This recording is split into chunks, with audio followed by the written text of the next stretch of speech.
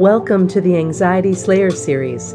Our mission is to assist you with creating more peace and tranquility in your life through anxiety release exercises and supportive tools created to slay your anxiety.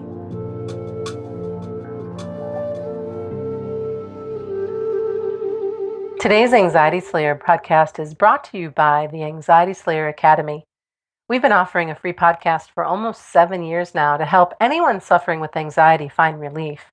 Now we want to help you go deeper by providing step-by-step support on how you can get the best experience from our favorite tools and techniques for overcoming anxiety. Learn more about the Anxiety Slayer Academy at anxietyslayer.com/support. Welcome back to Anxiety Slayer. I'm Shan Vanderleek here with my partner and wonderful friend, Ananga Severe.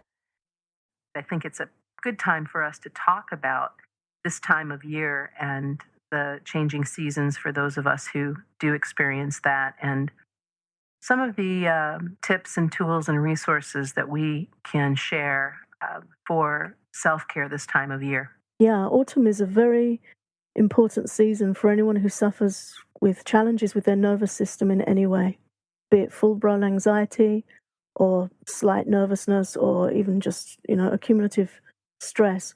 Autumn's a really challenging season. It's one to watch out for. And the reason for that is that, as we've discussed previously when we've touched on Ayurveda, India's ancient healing science, and if new listeners haven't heard us talk about that yet, then please have a browse around the Anxiety Slayer site and you'll find lots of introductory information.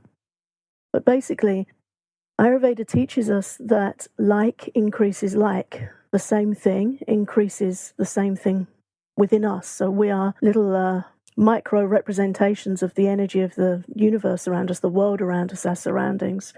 And we're made up of these building blocks of air, water, fire, earth, ether.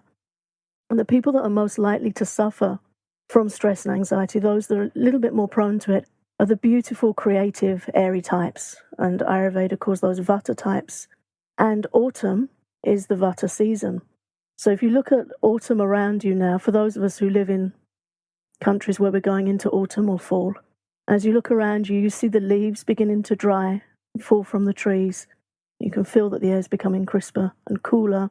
The air starts moving around a bit more. Typically in a traditional autumn season, it becomes windier, breezier.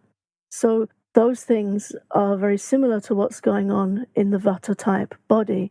That airy personality of the lovely, sensitive, creative Vata type, they have within them movement, like the movement of the wind. They have dryness within them. They have lightness within them. They have change within them.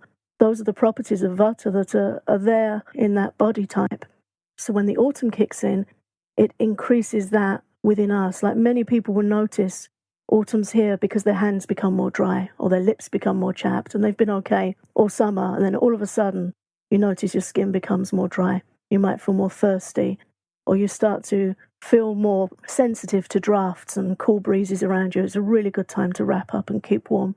So anyone who suffers from anxiety and notices that things get worse in the autumn can take heart that there's a reason for that. Autumn is a challenging season for anxiety sufferers, but there's plenty you can do to protect yourself. And the whole thing with Ayurveda and this science of living a long, healthy, happy life is to know how to dance with the changes.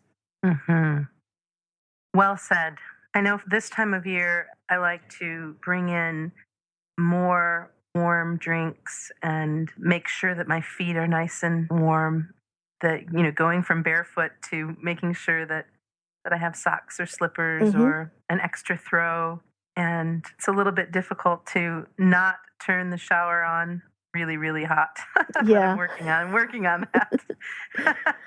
And making sure to use sesame oil and the things that we've talked about before to really take care of that dryness and to protect our nervous system. And it's been such a helpful ritual. And I don't do it every day, but to cover my body in sesame oil and then take a warm shower and then, and especially in the evening, bundle up and really nurture myself this time of year. Yeah, really, really important. I think so. And the other part of this too is with so much change going on all around us in the universe, to be really mindful of the importance of quiet time, Hmm. really allowing for rich and meaningful alone time is important this time of year. Definitely. It really is. And that's another beautiful aspect of Vata because people talk about these body types and these energy types that we see around us in the changing seasons. It's in everything, this Ayurvedic wisdom of the elements, in the tastes in our food. But we tend to look at things when there's a problem. So people very readily identify with the problems of Vata, that they can be a little antsy, nervous, prone to anxiety, prone to dry skin, cracking joints, dry hair, all kinds of different things like that, aches and pains, random pains, moving pains. Those are the challenges of Vata. But the beautiful side of Vata is Vata's creativity and wisdom and humor. Vata types are very, very funny. They're really great people to be with. When they're balanced, they're extremely entertaining, wonderful company.